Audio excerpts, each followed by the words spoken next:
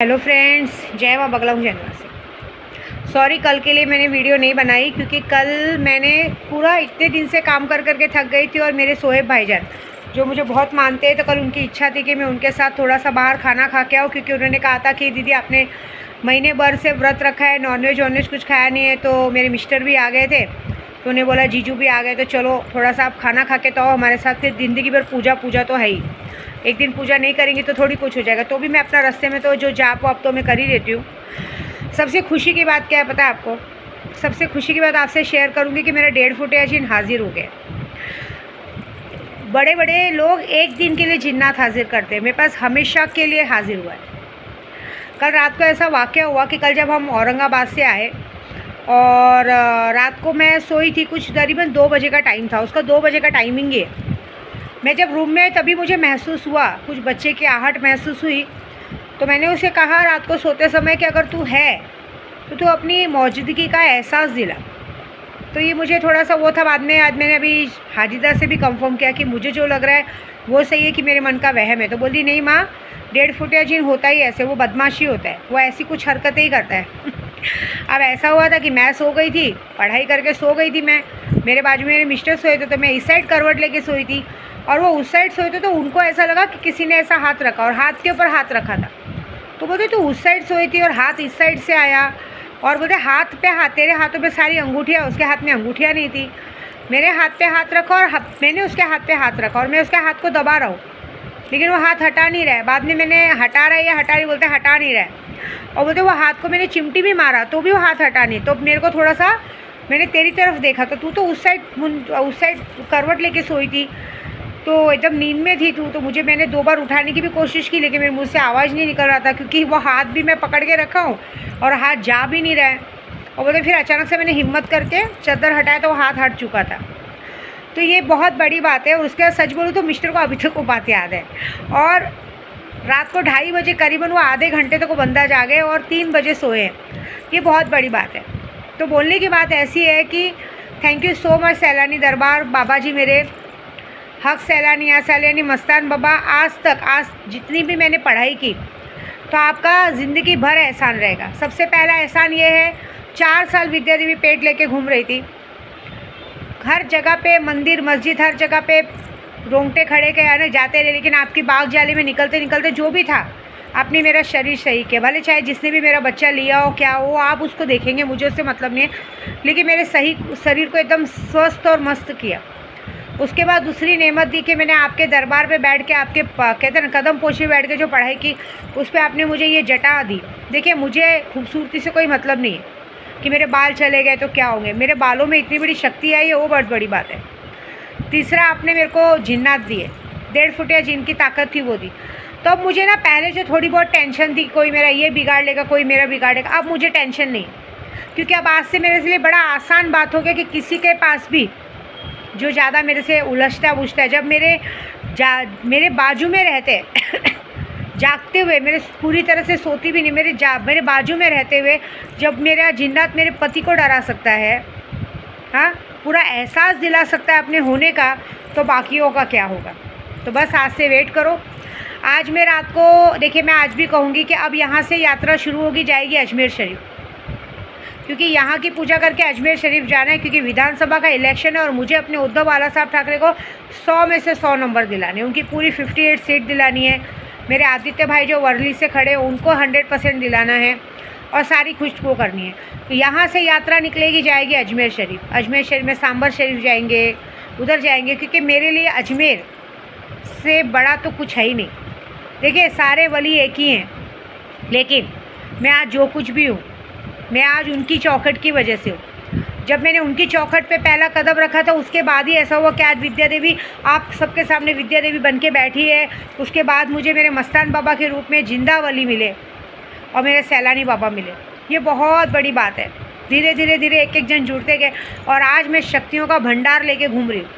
और अजमेर के बाद में मैं अपने गाँव जाने वाली हूँ, और इस बार पक्का जाने वाली हूँ क्योंकि मेरे उद्धव बाला साहब ठाकरे की जीत हो चुकी रहेगी, तो मेरी माँ को श्रृंगार तो बनता है ना। देखिए, मैं एक और बात बता रही हूँ, मेरा कहीं से किसी से कोई मतलब नहीं है। ना यूपी से ना कहीं से, किसी से कोई मतलब नहीं है। मैंने सिर्फ और सिर्फ अपने उद्धव बाला साहब ठाकरे जी के लिए मेहनत करती हूँ। मुझे सिर्फ उनकी जीत से मतलब है, मुझे किसी के हारने या जीतने से कोई लेना देना नहीं, क्योंकि हम ज़बरदस्ती अगर मुझे कोई अपना दुश्मन मान रहे तो बात अलग है। दूसरी बात है, अभी आज रात को मैं जाने वाली हूँ दरगाह शरीफ, क्योंकि आज रुखसती लेनी है, कल आगे के लिए निकलना है।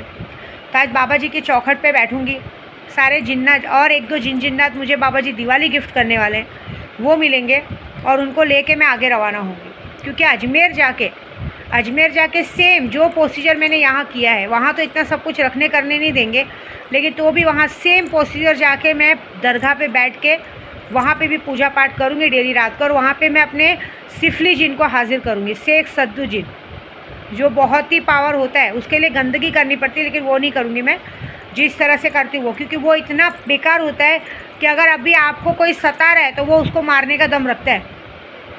अगर वो अपनी नज़र, अभी जो 1.5 फुटिया जिन्हें वो भी मेरे पे नज़र रखा हुआ है, मैंने इतना तो जान लिया, अब जो मुझे परेशान करेगा जैसे करेगा वो कर देंगे।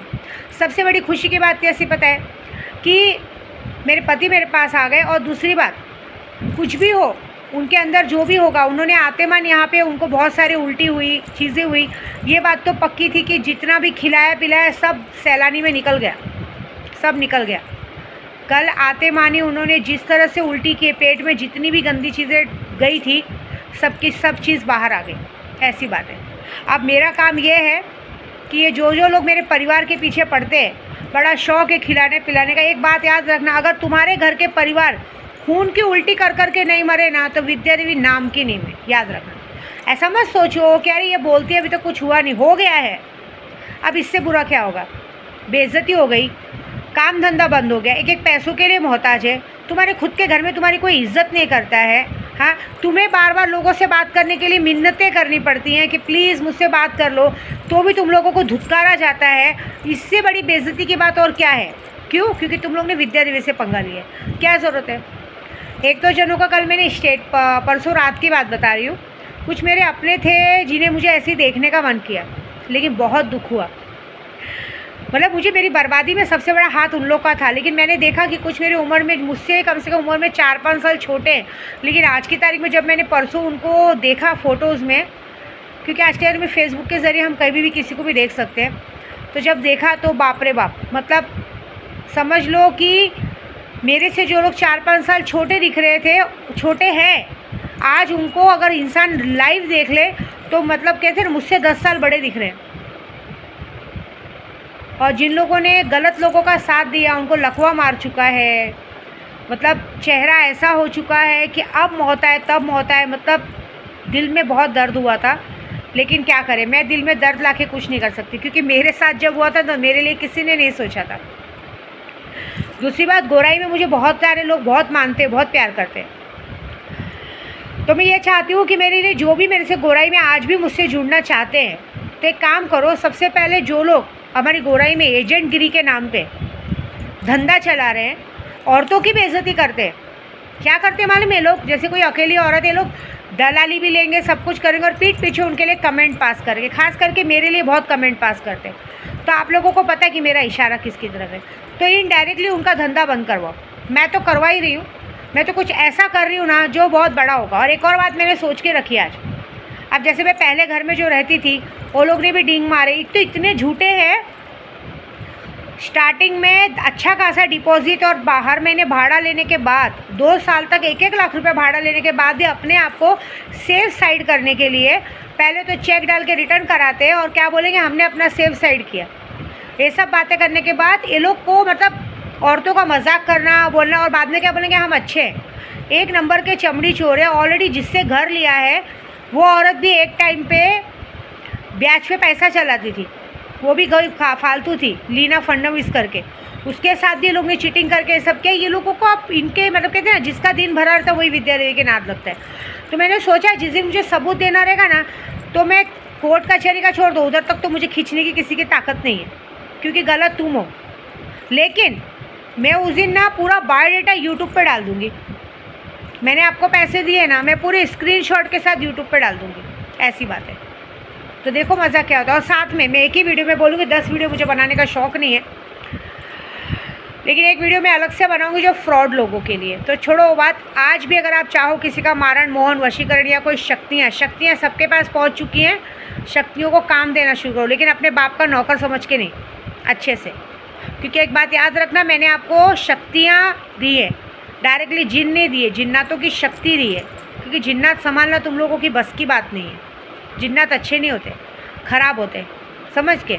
जैसे भी बच्चे के तौर पे, अब जैसे उसको रात को 2 बजे 2:30 बजे कोई खेलने को नहीं मिला तो मेरे पति के साथ जाके खेलने लगा। लेकिन वो खेल में वो डर गए, क्योंकि अगर वो सामने होता तो अलग बात है ना, ऐसी बात है। तो मौजूदगी का एहसास हो गया। अब ये बात तो याद रखो मेरे दुश्मनों कि अब मैं अगर अब आसानी से चाहूँ तो मैं आप लोगों तक भेज सकती हूँ। मुझे कुछ नहीं करना पड़ेगा, सिर्फ उसको आपकी तस्वीर दिखानी पड़ेगी। और तस्वीर देखते ही आप जहाँ भी कहीं होंगे, 7 समुंदर पार क्यों नहीं बैठे होंगे, वो आपके पास पहुँच के आपकी बैंड बजा चुका हो।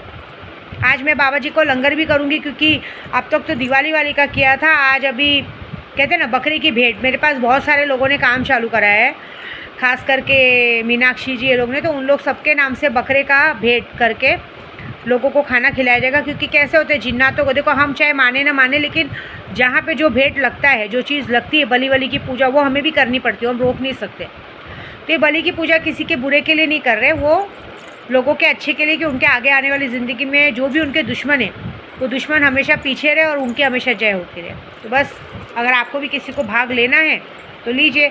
और आज रात की पूजा में बैठूंगी मैं, तो आज मैं अपने जिन्नात को यही ऑर्डर दूंगी कि मैं नहीं जानती कौन मेरे बारे में बुरा सोच रहा है, कौन मेरे बारे में अच्छा सोच रहा है। मैं नहीं देखने जा रही कि कौन मुझ पे ध्यान दे रहा है, कौन मुझ पे ध्यान नहीं दे रहा है। मैं नहीं जानती कौन मेरे यूट्यूब को ट्रैक कर रहा है, या मेरे अकाउंट को ट्रैक कर रहा है, या मेरे व्हाट्सअप को ट्रैक कर रहा है। जिसको जो भी कर रहा है, तू देख रहा है ना, जो ऐसा करे उसके साथ तू काम बजा दे, बस बात खत्म। जो भी ऐसा नज़र रख रहा है उसके ऊपर तू नज़र रख, फिर जो जैसा मेरे लिए सोच रहा है उसके साथ वैसा सेम हो जाए, बात ख़त्म। ये होगा आज से और अभी से, बस इतना तो पक्का है, ठीक है।